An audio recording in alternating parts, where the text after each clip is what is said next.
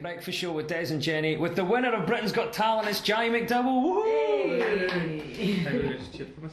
Well, listen, you should cheer for yourself. Have you got used to hearing that now that you're the winner of Britain's Got Talent? Yeah, it's getting better with time. The more and more obviously interviews you do, the more people are saying, you won Britain's Got Talent, and you're like, oh yeah, that's right, yeah, yes I did. Yeah, that's why you're sticking a microphone in my face. I love it. Well, you're getting this a lot now, and all the attention. Can I just talk about that moment when you won it? It must have been so nerve-wracking. What's going through your head as Ant and Decker's standing there, millions are watching, that music's going on, ba-bum, ba-bum, ba-bum. You're standing there with Ronan. What are you thinking? What at that moment in time is going through your head? I would need the toilet. No, I'm kidding. It's such a weird feeling, because you're obviously trying to stay positive, and then you're trying to be like, hey, I want to win. But then you're so, because like obviously at the time of the semis and the final, all of the contestants are so closely, you know, like kind of together. Like we're eating together, we're performing together, we're practicing together. So you know, you're kind of willing each other on as well. So you're standing there with somebody and you're like, right, it's one or the other. Somebody's going to beat somebody, right? But it's fine, because if you don't win, it's fine, because it's great, because you've had this experience and it's fantastic. Then of course they take their name off and you're just like, oh god, what just happened? So the total shock of the fact that they shout at my name. I mean, you'll see that by the reaction. Obviously, it was pure shock. So did you feel a wee bit funny, like, and this is something we've talked about in the show before, getting competitive against children? Did it feel a bit weird that you were in the final and you were up against a kid? Did it feel a bit less sweet when you won, because you were like, he's a kid? Yeah. Obviously, yeah. I mean, that was, Ronan is an absolute wee gem. A boy. He's so nice, and to win, obviously that's what you go into it for. And I wanted to win. You know, I was in it to win it. The old cliche. But when you're there and you know, you're thinking, this boy has got so much talent for a 12-year-old, it is unbelievable. And then you're like, I still want to win. But you know, it is, I mean, it's not, you know, it doesn't take anything away from it as such, but you know, as you do kind of feel like, you know, you don't want them to be upset, because you know, it is his dream too, the same as it's mine. So you don't want to be rubbing it in anyone's face, you know, even though you won. You know. Pointing at him, going, in your face, in your face, Ronan. That was the bit that you didn't see when they went to the break. Like, cut. He's crying. Absolutely. You know, and being Scottish, we were surprised that you won, because usually it's glorious failure. You get right to the bit where you nearly win and then don't do it, like with Susan Boyle. Exactly. I mean, obviously that kind of went through my head as well. I thought, oh no, Scottish guy second again. But no, I mean, obviously, do you know, as I say, it was sheer shock, because I mean, anyone else could have won, because as I say, Ronan, do you know, he's got the youth behind him, he's got the cute factor, he's got the voice, he's got everything, do you know, and to be able to win something like this, just, you know, because of sheer work and determination, it was absolutely fantastic. So. Well done you, we're all really proud of you as well. And in terms of Ronan, he'll be alright. He's got a great career ahead of him. Absolutely. Do you know what, it's funny we mentioned Susan Boyle, because I was sitting watching it with my mum and dad, and they said that'd be a great duet. Oh yeah. Your voice and SUBO, that'd be amazing, wouldn't it? I think it would be fantastic. I would love to do it. I absolutely love to. Do you know what I mean? I remember someone asked me right at the start when my first edition came out, would you do a duet with SUBO? Yeah. What would you sing? I don't know.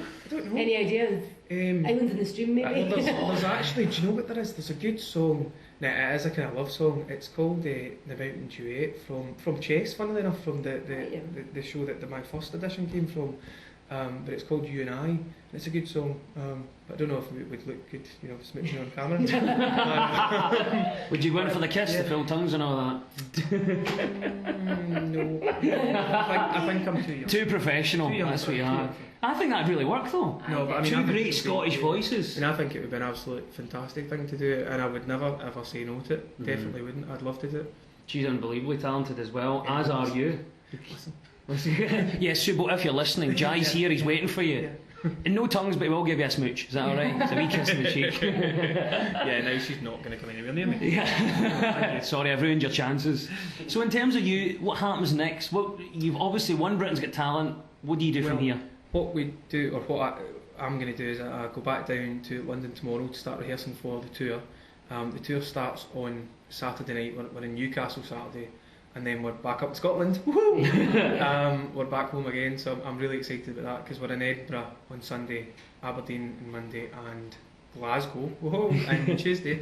So I'm excited in for that. I've got people coming to all three of the venues, but most of the people are coming to Glasgow, so I think that'll be an absolutely fantastic night. I was going to say, will there be room for anyone else? It would be just your friends and family trying to get tickets between now and then. The whole of Turbolton. How many guest days you've been asked for? I bet there's just a constant stream of people going, can you get us something free? VIPs. There's none left. The only one that's coming through is my niece. Nobody else gets backstage.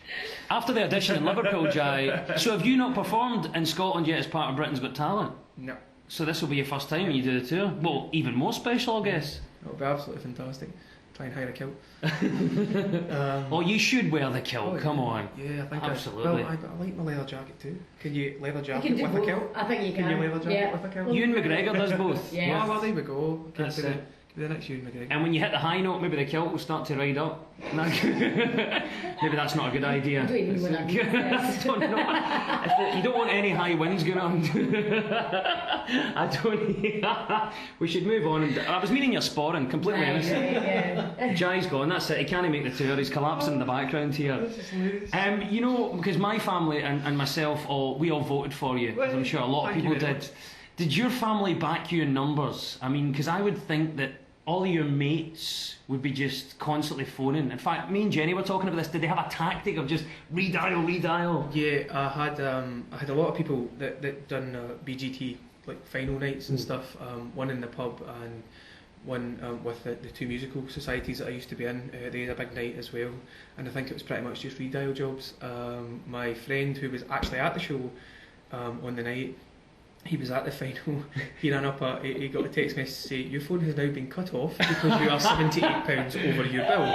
So I was like, "Oh, if I win, I'll pay you back." Yeah, if I don't, that's it. Yeah, if I don't, it's your own fault. No, but yeah, no, but I mean, obviously, I mean that. Do you know? It's very, very hard to describe how much that means. Do you know? And it's great. It's absolutely fantastic because there's so many people who done a lot of stuff for me. There's a lot of local press and local radio stations as well that done so much to support me, and there's been Vote Jai campaigns all over Facebook and pictures up in people's windows, and I'm really, really happy that it paid off, and it just shows when people need you, they're always there, which is absolutely fantastic. So a big thank you to all those guys who voted, your family also. I mainly attribute it to my family. My mum screamed. I think she hasn't screamed like that since she had me. It was like she's not a football fan, but it was like her team had won the European Cup. It was unbelievable. Talking about football, I've got an ideal gig for you. I think at some point you should sing the national anthem at Hampden. Well, do you know what was really funny? It didn't get shown on TV. But Amanda Holden said at my first edition, she thought that with the first song anthem, she says, if you don't win the competition, she said, I think I could see you opening up the 2012 Olympics. I'm thinking that's my next goal. Yeah. That's it. That's what's coming. But yeah, no, I mean, I would absolutely loved it. Do we have a national anthem, by the way? Just Flower of Scotland. It's the unofficial one. The unofficial one. Actually, because sometimes they play Scotland Brave and call that the official Scottish national anthem. But at the games, it's always Flower of Scotland. So if anybody's listening, write a song, national anthem, I'll sing it. It should just be the proclaimers, really, shouldn't it? 500 miles, that's what it should be. Yeah, that's it. When I wake up. No, but Peter Kay's already on that bandwagon, isn't he? Listen, you need to reclaim it for Scotland. I know, this is like the stone of destiny. That's true. Take it back for us. About the wrestling stuff. We won't keep you much longer. I know you've got a busy day ahead, Jai. Thanks for talking to us. I want to ask you one final thing. We always hear these negative things about fame and all that. But I guess it's something that you will enjoy. Have you got used to it so far? The fact that your face and your name is everywhere? Not yet. It's only been a couple of days. But no, I mean, I'm loving it. I'm loving, just the fact that people are getting back to me. I mean, I got a letter yesterday, so hopefully during the lady will hear about it. I got a letter yesterday from a woman in Fife who was born 75 years ago in Turbolton, which is where I'm from. And she sent me this letter and she said, "You made me so proud." She says, "You filled my heart with pride just because I'm a Turbolton lassie and now there's somebody, making big and getting their dream and stuff, and that was really nice. Also got another letter which was to Jai McDowall, winner of Britain's Got Talent, somewhere in Ayrshire, Scotland. And it reached me, which was fantastic. Absolutely fantastic. That's on my Facebook now. Right, okay. I ended myself when I found it. That's so nice. Brilliant. That's how famous you are now. Yeah, I know, it's weird. Are you still going to sing in the local karaoke as well? I don't know if I'm allowed to. Because Maybe it's unfair. Well, there's never a sign outside the pub saying new karaoke presenter required, may lead to better things. Well done, Jai. Well, you found that you've lost your job. So I think I'm sacked. Oh, that's. But can you imagine though being entered the karaoke and Jai walks in? Oh, you got that right. Might not win it tonight. Jai, a pleasure to catch up with you. As always, great to have somebody from Scotland doing well and to have an actual winner of Britain's Got Talent, Jai McDowall. Let's hear it for him. Thank you.